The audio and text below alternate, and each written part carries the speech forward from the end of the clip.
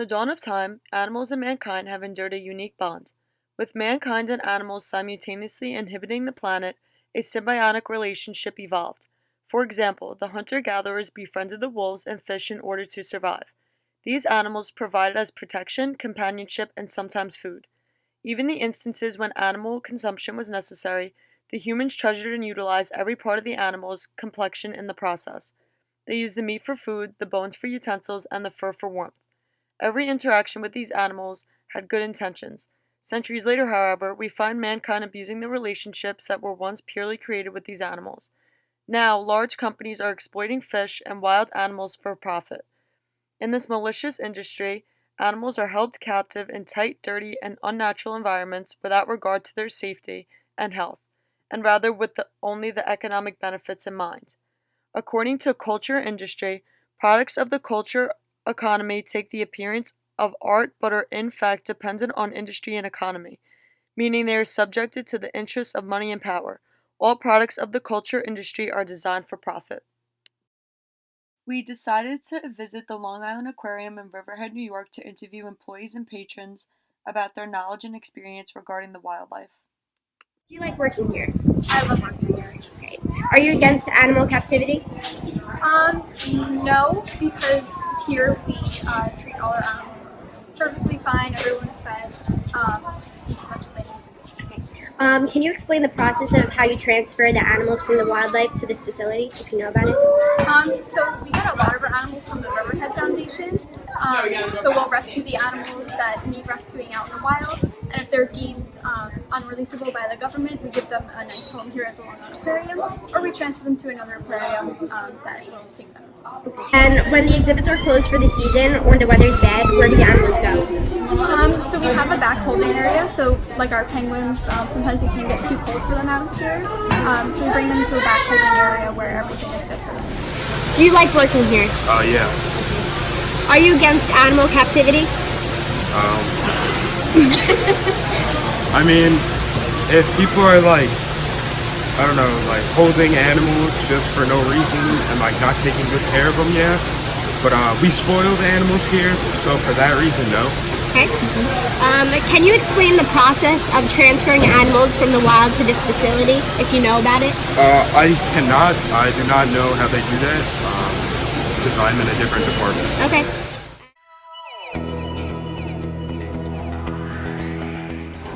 What is your opinion of the aquarium? I like it. Okay, and what's your purpose in coming here? We come out like twice a year. We've always been members since it opened. Oh, okay. My son loves aquariums. We go to them all over the world. What are like the perks of being a member? I think we joined the first time because it was more cost effective if you're going to come multiple times in a year. Right. And we literally used to come out like 4 or 5 times a year. Okay. Do you believe animal captivity exists here, and what is your stance on it? Well, it's certainly animal captivity. They're in tanks. I don't have a problem with it. I think it's important that people start to understand the fish, start to understand marine life. We treat the oceans terribly. If we don't start to educate people about it, we won't have coral reefs or a clean ocean. So what do you think the aquarium's purpose is for keeping these animals here? Both entertainment and education. Okay, so what is your opinion of the aquarium? I've been here twice now, and it's really cool. There's a lot of interesting animals that I didn't even know existed sometimes. What is your purpose in coming here?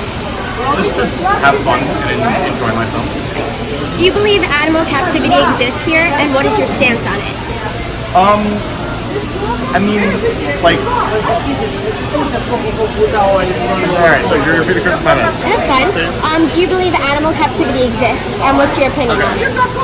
Yes, but like, it's... The way I see it, like, as long as they're taking care of them, it's okay. And last question. Okay, look.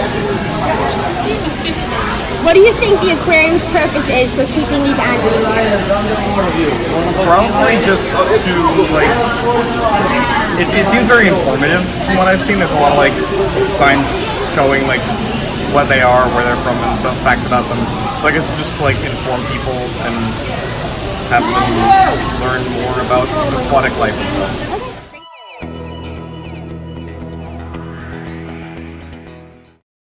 On several different occasions, many visitors and even SeaWorld trainers have been harmed by animals held captive by aquariums. According to Chase from the Long Island Aquarium, one alligator that was donated to their facility by an outsider ended up biting someone's finger off. He told us that the alligator was simply not used to the change and new environment it was thrown into. This is living proof that these animals should not be confined into a place that solely uses them for profit and entertainment. They belong in a larger area that grants them the ability to roam free without living in fear their whole life. In 2012, in Orlando, Florida, an 8-year-old girl got her hand bitten by a dolphin while feeding several at a dolphin cove run by SeaWorld. Even though her injuries entailed nothing more than dime-sized teeth marks, she was shocked that such an innocent creature would harm her for lifting up her food from the feeding deck. In 2006, in San Diego, California, a SeaWorld trainer acquired a broken foot from a killer whale during a live show. He was able to return back to work after a few months of recovering. However, he was scarred from the experience after working with that animal for over 10 years. Orcas, seals, dolphins, and sea lions are utilized as sources of entertainment for many organizations looking to make profit while putting on a show for an audience. Although the show may be entertaining and fun to watch, what is happening behind the scenes? Have you ever thought of how these animals are so talented? They are placed in a barren concrete tank that is less than 1% of their natural habitat space for the duration of their stay at the aquarium. Not only is that restrictive, many animals end up dying due to the inability to adapt to such closed quarters. When we visited the Long Island Aquarium, we were granted a closer look at the seals, as one was confined into a smaller caged area, away from the other three that were kept in a larger area. They were separated by a metal trap gate.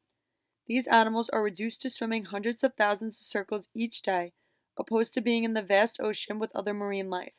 They are expected to maintain a certain level of obedience and perform at a high level for human entertainment whenever necessary.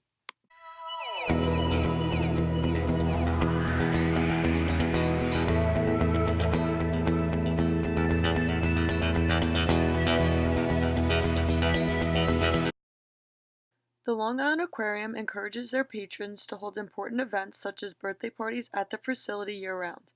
By doing so, they are making a greater profit, as they are offering encounters with their African penguins, shark diving, and more. Children are exposed to the inadequate treatment of these animals and are deeming it acceptable. They are blinded by the harm that the tanks are inflicting on each species and simply view it as a source of entertainment rather than a problem that must be addressed. Upon arriving to the Long Island Aquarium, we researched reviews and found that there were many angry customers about the price being paid to visit for a few hours at a time. We had to pay a hefty fee of $37.50 in order to view the animals without any extras such as the Butterfly Museum, any attractions, or the penguin encounter. In order to feed the animals, you must pay an additional $3 for the food, as if the entrance fee was not enough. This is too much money for something that only lasts a few hours. As we walked past the quote-unquote sand beach with horseshoe crabs and other sea life contained in the playing area, we saw humans interacting and playing with the animals for an additional charge. These animals are in fact not on sand whatsoever. They are on a cement floor that is colored the same. The interaction is not only unhealthy, it is unnatural and uncomfortable for the very few animals that were left to roam in a small area opposed to the vast ocean. Aside from interviewing patrons from the aquarium itself, we decided to interview students and teachers here at Westside SUPA High School that hold strong opinions on the topic of animal captivity. Have you ever been to a zoo or aquarium? Yeah, What was your purpose in going there? I wanted to see the animals. What's your personal opinion of the zoo or aquarium? I think it's wrong that the animals are trapped in cages and stuff. I think they should be in the wildlife. Do you hunt or know anyone that hunts? I know people that hunt. Yeah. And what's the purpose of it, and what's your opinion on it? I mean, there's different purposes of it. They can use the fur for some coats in the cold, and then you can eat the meat. If they're hungry. Do you remember how much money your ticket was when you went to the zoo or aquarium? No, probably like $30-40. And how can society or the government place regulations in the hope to end animal cruelty and captivity? Don't put more animals in the zoo. Keep them in the wild. Let them roam free.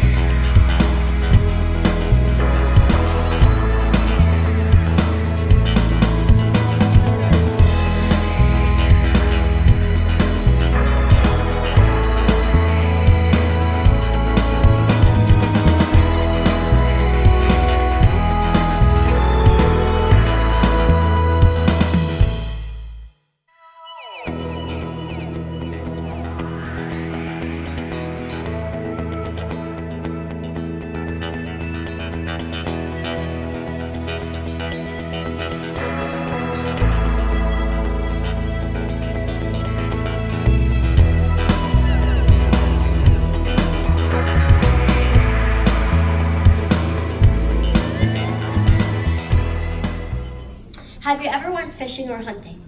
Yes, I've gone fishing. I've been doing it for many years now. I've gone with a lot of family and friends. What's the personal benefit and societal benefit of fishing? A lot of times when we go fishing, we keep some of the fish and have family dinners with family and friends, and also a lot of restaurants like to keep the fish to sell them to their customers. Do you think there's cruelty involved in fishing?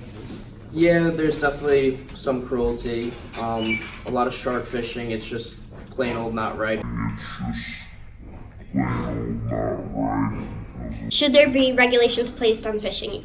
Yes, there should be regulations placed so that overfishing doesn't exist and the population of a certain species just doesn't diminish.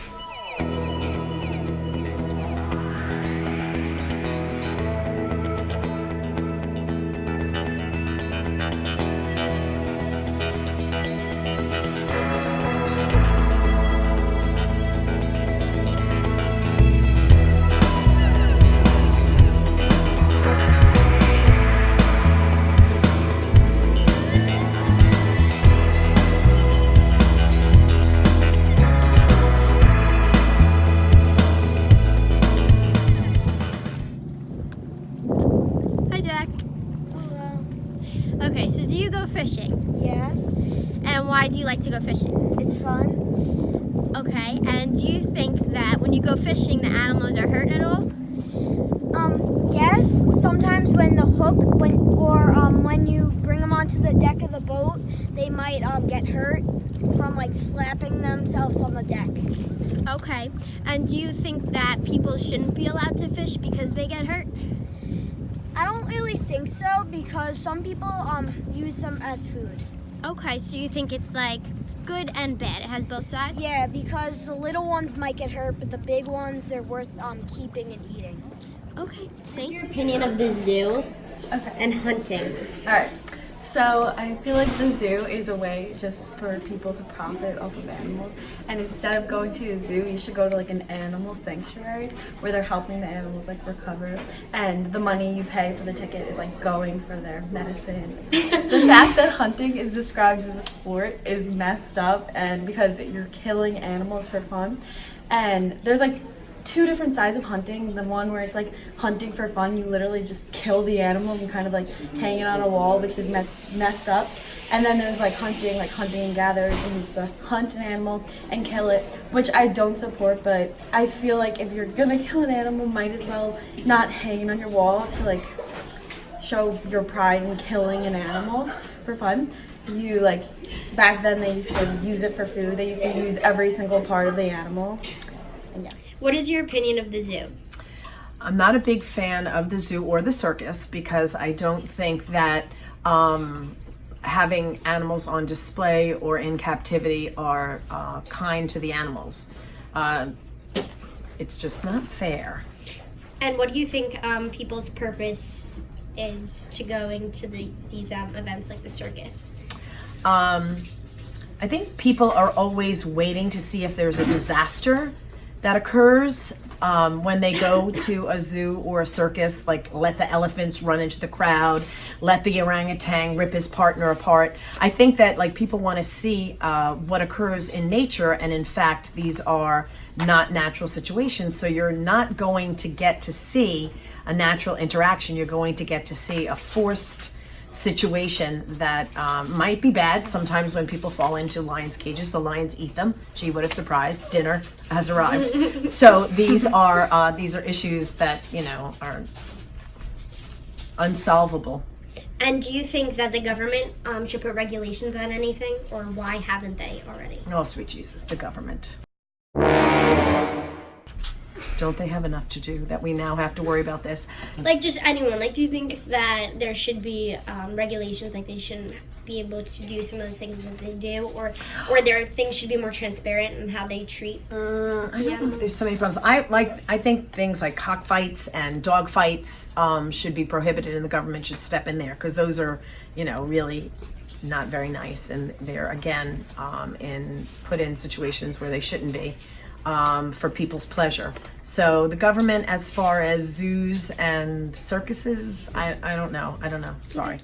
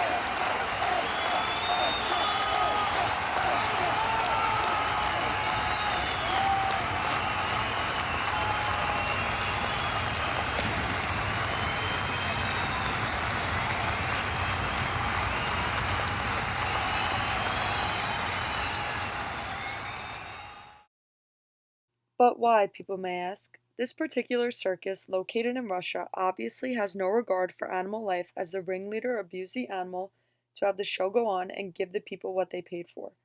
The tiger that attempted to jump through the hoops of fire had a seizure and went frozen as he was hit and forcefully poked at. Unfortunately, this is not the only time that a circus animal was abused during a live show. As mentioned in Culture Industry, quote, nevertheless, the culture industry remains the entertainment business. Its influence over the consumers is established by entertainment. That will ultimately be broken not by an outright degree, but by the hostility inherent by the principle of entertainment to what is greater than itself.